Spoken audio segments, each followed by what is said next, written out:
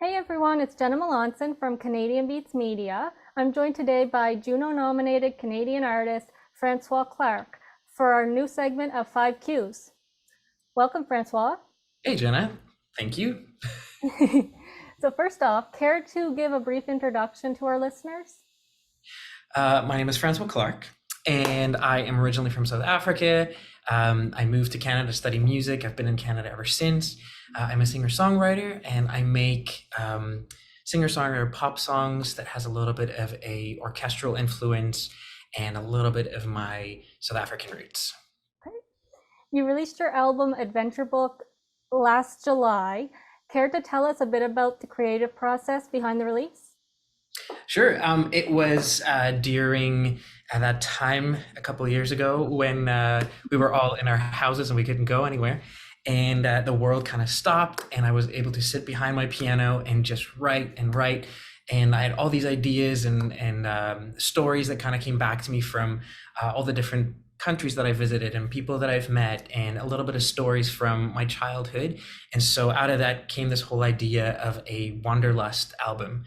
And so Adventure Book was born. Okay. So most recently you shared your single Pirates.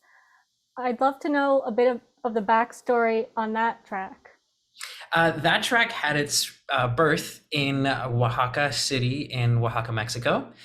I was there for the Dia de los Muertos festival for Day of the Dead, and it was a dream of mine to be in Mexico for that festival for so many years. And once I was there, I was just overwhelmed with how vibrant it is, how beautiful it is, how incredible the people are, and and so one of these evenings while I was in the streets with all these crazy things happening around me, I had this idea of trying to put that spirit of the Day of the Dead into a song where it's kind of like a reminder of our morality against this vibrant backdrop.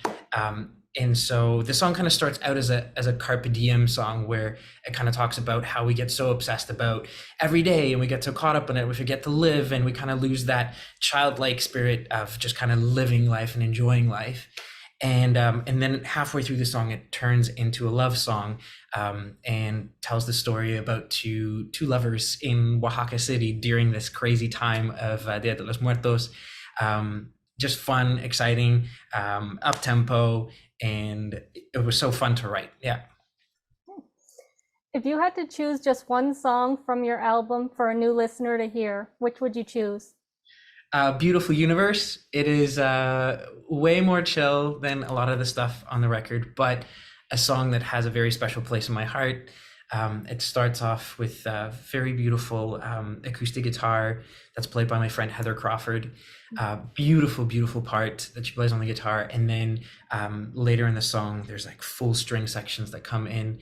And the song itself, again, was inspired by a trip in Guatemala, where I was on a little minibus heading somewhere, and it was me in a little minibus filled with a bunch of people that are not the same age as me, are from different backgrounds. And I had this moment where I kind of just realized, in every single person that were in that minibus with me in this moment, even though I don't know them, each one of them reminded me of somebody in my life, and that kind of brought this full circle moment of how we're all just here for a relationship and here for each other.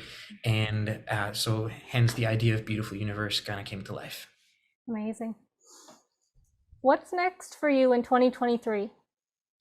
I need to tour this album that was born during a time when we couldn't tour. And so I've already played a couple small shows, and the idea is to go visit some of the different cities and countries where most of the people that listen to my music, just to kind of reconnect with everybody again and just to give the album a chance to play.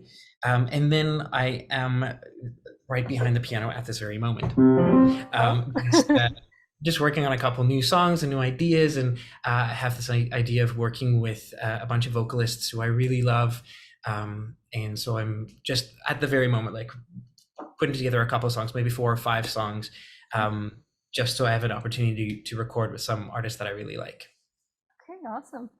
Well, thank you so much for joining me. It's always fun learning more about you.